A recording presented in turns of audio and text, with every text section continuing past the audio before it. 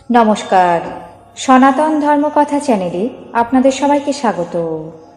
আজ মাঘ মাসের ৩ তারিখ শনিবার, কৃষ্ণপক্ষের চতুর্দশী তিথি।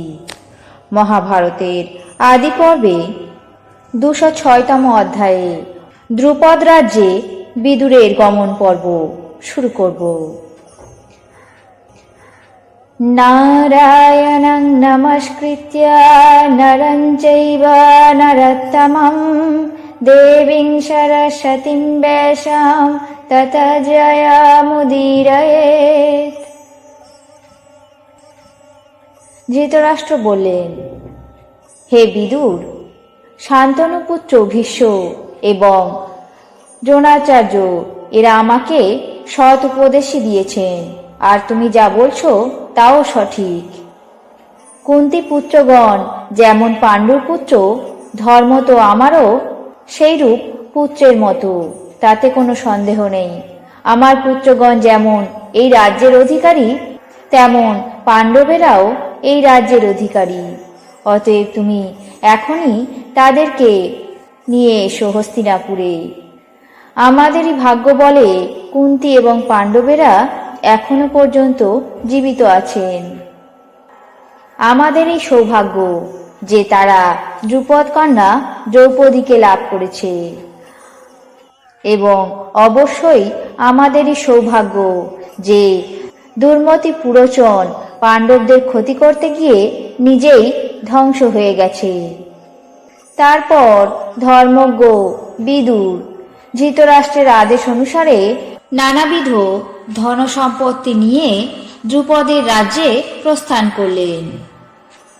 কিছু সময় পরে দ্রুপদ রাজ্যে উপস্থিত হয়ে তিনি পাণ্ডব এবং দ্রুপদকে সম্বর্ধনা করলেন, এবং মহারাজ দ্রুপদও ধর্ম অনুসারে সাদর সম্ভাষণ করে বিদুরের সৎকার করলেন। তারপর বিদুর বাসুদেব, কৃষ্ণ এবং পাণ্ডবদের দেখে স্নেহ ভরে আলিঙ্গন করে কুশল জিজ্ঞাসা করলেন। পাণ্ডবেরা একে একে বিদুরের পূজা করতে লাগলেন। তারপর মহাত্মা বিদুর মহারাজ ধৃতরাষ্ট্রের আদেশ অনুসারে বারংবার সস্নেহে কুশল প্রশ্ন করে তাদেরকে নানাবিধ রত্ন এবং ধনসম্পদ প্রদান করলেন।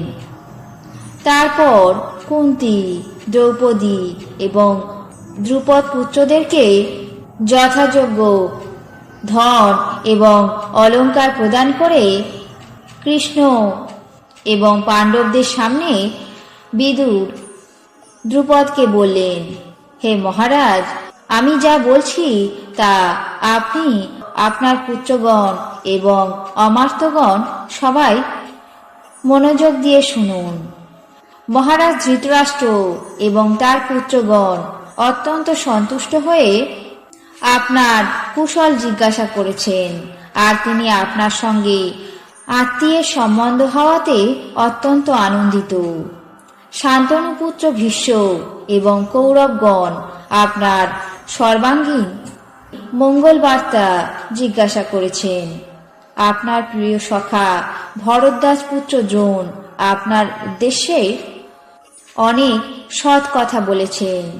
ধৃতরাষ্ট্র এবং কৌরবেরা আপনার সঙ্গে সম্বন্ধ লাভে নিজেদেরকে কৃতজ্ঞ বোধ করেছেন। এখন এই সমস্ত অনুধাবন করে পাণ্ডবদেরকে আমার সঙ্গে হস্তিনাপুরে যাওয়ার জন্য আদেশ করুন। কুরুবংশীয়রা পাণ্ডব পুত্রদেরকে দেখার জন্য অত্যন্ত উৎসুক হয়ে আছেন। কুন্তী এবং পাণ্ডবেরা বহুদিন ধরে প্রবাসে আছেন, সুতরাং তারাও রাজধানী দর্শন করতে উৎসুক হয়ে থাকবেন। এছাড়াও পুরবাসী এবং জনপদবাসীগণ, কৌরব মহিলাগণ পাঞ্চালী দ্রৌপদীকে দেখার জন্য উৎসাহের সঙ্গে প্রতীক্ষা করছেন। অতএব আপনি অতি দ্রুত সস্ত্রীক পাণ্ডবদেরকে সেখানে গমন করতে আদেশ দিন। এই বিষয়ে আমার সম্পূর্ণ অনুমতি আছে। হে রাজন, আপনি পাণ্ডবদের হস্তিনাপুরে যাওয়ার আজ্ঞা দিলে আমি মহারাজ ধৃতরাষ্ট্রের সামনে সেই সংবাদ দ্রুতগামী দূতের মাধ্যমে পাঠিয়ে দেব। তারপর পাণ্ডবেরা কুন্তী এবং কৃষ্ণার সঙ্গে সেখানেই গমন করবেন। দ্রুপদ বললেন, হে মহাপ্রাজ্ঞ বিদুর, তুমি যা বললে তা সঠিক। কৌরবগণের সঙ্গে বৈবাহিক সম্বন্ধ হওয়াতে আমারও যথেষ্ট সন্তোষ হয়েছে। আর মহাত্মা পাণ্ডবগণেরও নিজেদের স্বদেশে গমন করাই উচিত। কিন্তু আমি স্বয়ং এদেরকে এই স্থান থেকে বিদায় করতে পারি না। যাই হোক, যদি মহাত্মা পাণ্ডবগণ হস্তিনাপুরে যাওয়ার ইচ্ছা করেন, অবশ্যই তারা মাতার সঙ্গে এবং আমার কন্যা কৃষ্ণার সঙ্গে যেতে পারে। আমার কোনো আপত্তি নেই। আজ মহাভারতের আদি পর্বের 206তম অধ্যায়ে দ্রুপদের রাজ্যে বিদুরের গমন পর্ব এখানেই শেষ করছি। বাকি অংশ আগামী পর্বে পাঠ করে শোনাব। এখন জেনে নেব আজকের দিনের 12টি রাশির রাশিফল। মেষ, চৌর্য ভয়। বৃষ, জলযানে বিপদ।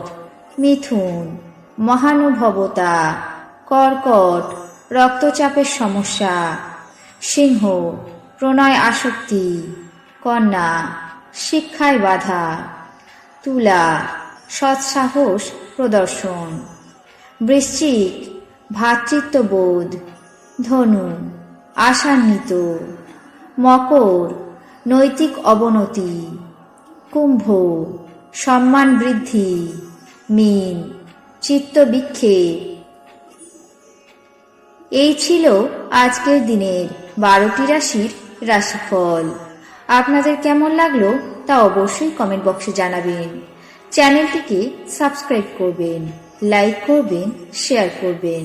ধন্যবাদ।